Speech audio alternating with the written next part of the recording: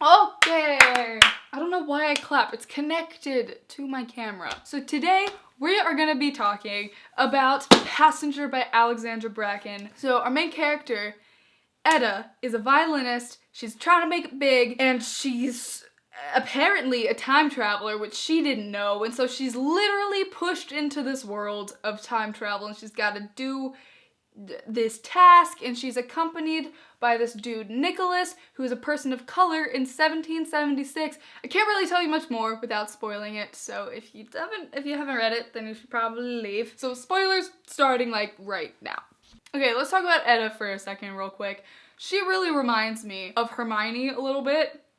Just a little bit. She's like really smart and really resourceful, and she doesn't tolerate any of that inequality stuff. With Nicholas, she stood up for Nicholas in, that terrible guy at dinner.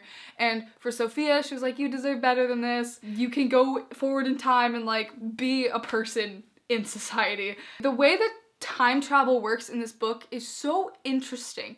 So it's a scavenger hunt, right? So it's timed, but you'd think she'd have all the time in the world, but no, she doesn't. And I love the way that the time travel is set up in this book because it's way easier for me to understand than just if time was just, willy-nilly, no rules type of thing. You can't go forward or back in a calendar year. You can only travel between years and between locations. And each individual portal leads you to a specific place in a specific time. Astrolabes create passages, right? And so that's her whole thing. She's got to go find this astrolabe for Cyrus because he wants to go save his dead wife.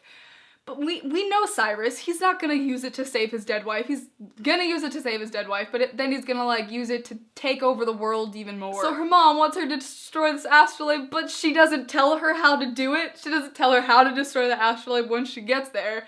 So she just kind of picks up a rock and just starts hitting it. And it's like, it's not gonna break. I knew it wasn't gonna break. I was hoping it would break, but it didn't.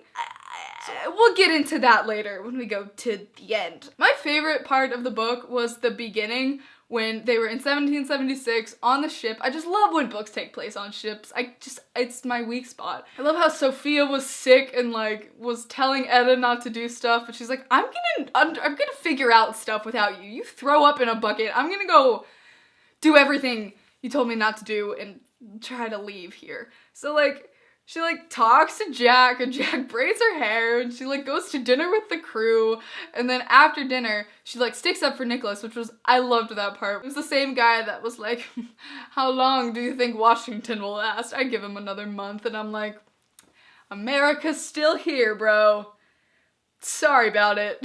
But I loved the conversation that Nicholas and Etta had right after the dinner out on the deck. It was so honest and it was very unique to YA fiction because I feel like a lot of times when things open up in a book in the YA fiction genre, people beat around the bush, people are mysterious and confused, and they just try to confuse the reader even more, but this was very straightforward. Etta was like, help me, I don't know where I am. Who are you? Who is she? Can you help a girl out? And it was great.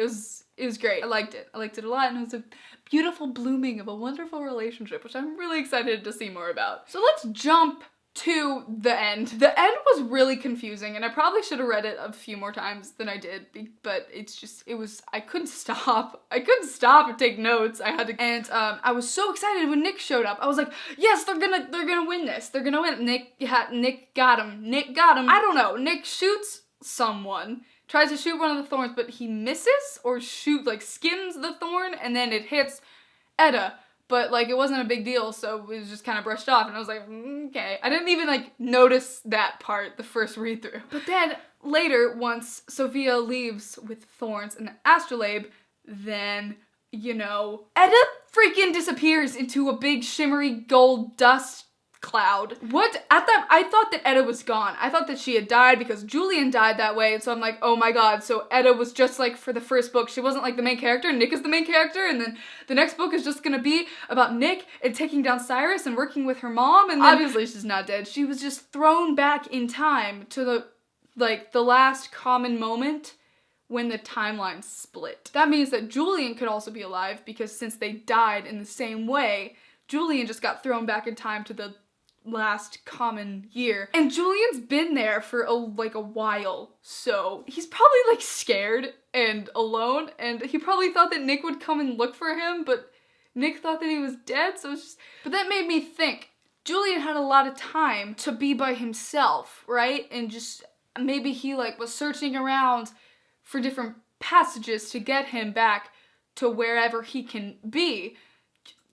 Because that makes sense. And Rose had said that someone from the future had told her what was gonna happen, like told her to destroy the astrolabes. And that's why she like did all the stuff she did with Etta. So maybe Julian was that person from the future. Maybe he had like hopped around and like, it's a stretch, but like who else would it be from the future? While we're on the topic, let's talk about Mommy Dearest, all right? Rose, Mother of the Year, am I right? She raised her child for this purpose. She raised Etta so she could one day time travel and destroy the astrolabe. Rose sent Etta off to destroy this Horcrux without giving her a basilisk fang or something to destroy it with, because she just used a rock. A rock wouldn't have worked. It's a magical astrolabe. It creates portals in time and space. It's not gonna be destroyed with a rock. I hate how Rose used Etta and didn't give her any ammunition in order to do this quest, really. I mean, she gave her those stories, you know, but like the stories, I don't remember every story that I was told as a child. She let herself get caught so Etta would be propelled into this quest to destroy the astrolabe. Communicate a little bit. Let your daughter know that you're fine, that you're not gonna die in the hands of the Ironwoods if she doesn't complete this quest. Communication is key, but it never happens in like any YA book. I've come to accept that, but I still like to complain about it. I have a theory that maybe she is gonna be some sort of villain in the next book. I don't know, something. Because I can't think of a way that for her to be like redeemed from all of this. Fun fact, Etta's father is the head of the Thorns. He's the leader of a hate group. He's probably not the best guy to hang around, if I were to guess. But you know, you never know. He might be like Parent of the Year compared to Rose. Let's talk about Nicholas's contract, okay? We all knew that he wasn't actually gonna follow through the contract, alright? And I love that when he told Etta about the contract and what Ironwood was saying and what he had to do, Etta didn't freak out. Like in 90% of YA books, when person A has a secret from person B for the whole book, person B freaks out when they realize what person A was hiding. But Etta was like, yeah, I mean, I wasn't planning on giving the astrolabe to Ironwood, so I mean, I guess we're even. And it's just, that's so Etta. That's one of the reasons why she's one of my favorite characters. Finally, I want to talk about Sophia. She makes me really sad, and also really frustrated, and also really angry. She doesn't know that she deserves better than Cyrus Ironwood and what she's being treated in this family. She's never gonna be the heir that she wants to be, you know? Two things are gonna happen to Sophia in the next book, I think. One, which is the more likely one, she's gonna get redeemed. She's gonna get redeemed and brought to the light side with Nicholas and Etta when we get Etta back. Two, which I like a lot better, but it would need more than just one more book, so I don't think it's gonna happen, but she just goes further into the dark side. She's so driven by wanting revenge from Ironwood, so she gets the astrolabe herself and becomes like more powerful than Cyrus and just destroys Cyrus and becomes this like even eviler person, and maybe after that she'll get redeemed. I mean, that'd be super cool. I just like it when characters go from light to dark better than I like them from going dark to light. It's just my own personal preference, to be honest. Because, like, you see plenty of people going from dark to light, but not a lot of people going from light to dark. Also, in the next book, we need to find Julian. We need to find Julian and figure that stuff out. We need to find Etta. I want to know where she is. I want to know if Alice is alive. Also, another reason why I hate the mom. The mom killed Alice. The only other person that was important in her daughter's life killed Alice. But maybe in this new timeline, Alice is alive. And maybe that's why the mom killed Alice in the first place, because she knew that the timeline was gonna switch or something. I don't know, I'm getting way too far-fetched. I just can't think of a way for Rose to get redeemed. And I'm trying, I'm trying, okay? This video is long and I need to study for government, so that's really all I need to say about Passenger. It was really good. If you like this, comment below what you think about the book, and I will see you later.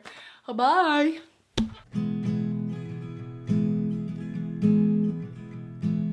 Maybe you will find her spot. fine, and maybe you will cross the line you drew so long ago in the sand. It was to protect yourself, you said, but you screamed and yelled when